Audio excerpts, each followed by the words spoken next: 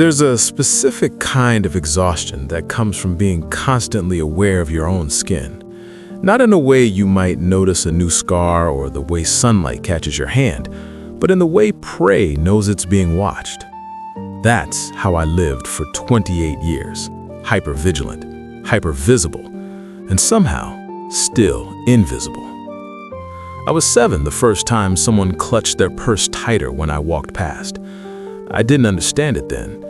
I just knew something shifted in the air, something cold and sharp that made my mother's hand grip mine a little harder. She didn't say anything. She didn't have to. That silence became a language I'd spend my life learning to speak. By high school, I'd mastered the art of making myself smaller. Softer voice, careful movements, nothing too loud, nothing too proud. I learned to laugh at jokes that weren't funny, to explain myself before anyone asked, to be twice as qualified just to be considered equal.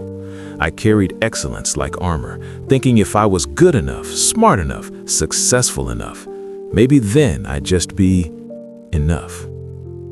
But armor gets heavy. The breaking point came on an ordinary Tuesday. I'd just closed the biggest deal of my career, a promotion I'd worked 3 years to earn. I should have been celebrating.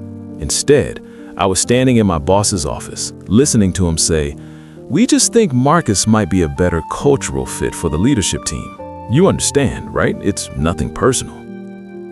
Marcus, who started 6 months after me, who I'd trained, who'd said just last week, "Man, you're so articulate for it," and then caught himself, smiling like I should thank him for the almost compliment. I nodded, I smiled. I said, "Of course I understand," because that's what I always did. I drove home in silence, gripping the steering wheel so tight my knuckles hurt. And then, alone in my apartment, I finally let it out. Not anger. Anger would come later. First came grief. Deep, howling grief for all the parts of myself I'd buried, trying to make other people comfortable. For the straight hair I'd forced into my curls, for the names I'd never corrected when people mispronounced them, for every time I'd swallowed my truth to make room for someone else's ignorance. I grieved for the child I was, who believed the lie that if I just tried hard enough, I could earn my humanity. But grief, I learned, can be a beginning.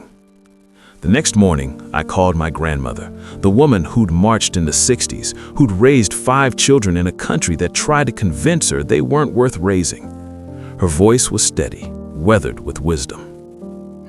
"Baby, you've been carrying their shame. It was never yours to hold." Those words cracked something open inside me.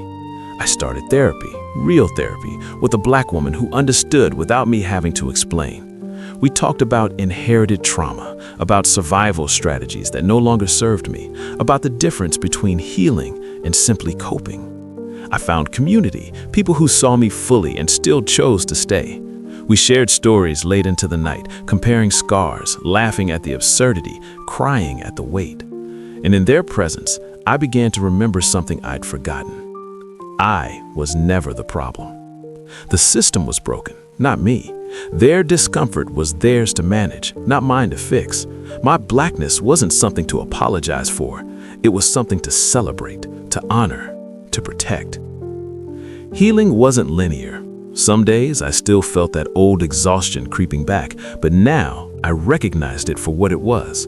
Not a personal failing, but a reasonable response to an unreasonable world. I started wearing my hair natural. I stopped code switching in meetings. I said no without over-explaining.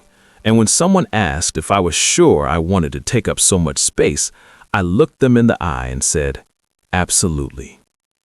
Because I finally understood, my freedom wasn't something I needed to earn. It was something I needed to claim.